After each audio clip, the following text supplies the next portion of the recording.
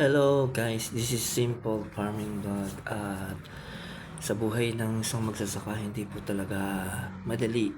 Pero dahil masaya ka sa ginagawa mo, nandun yung pagkakataon na nakakaramdam ka ng katuwaan sa iyong puso dahil masarap sa pakiramdam. Dahil lalo na pag nagbubunga na po yung inyong itinanim, masarap, masarap sa pakiramdam.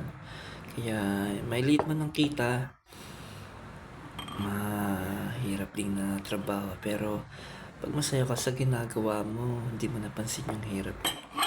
At isa pa, once na namunga na yung iyong itinanim, gaya ng tanim po namin dyan sa farm, na ampalaya, kamuting baging, saging, gabi, kamuting kahoy.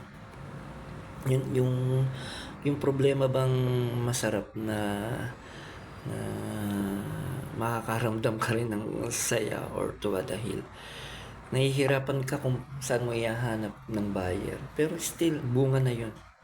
Kumbaga nagbunga na yung pagtatrabaho sa maghapon, bila sa araw or umulan, pero yung paghahanap ng buyer challenging din pag yung maghahanap ka ng kanino ibebenta, saan dadalhin yung bunga ng iyong itinanim. Pero awat tulong naman ng Panginoon is nakakahanap naman.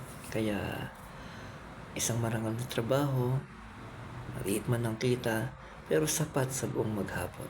Sapat din para ipagpasalamat sa Panginoon sa mga biyayang patuloy nating tinatanggap. At hanggang sa muli, at abangan po ninyo yung aking mga videos na ipopost dito sa channel po ito. Please subscribe my channel. This is Simple Farming.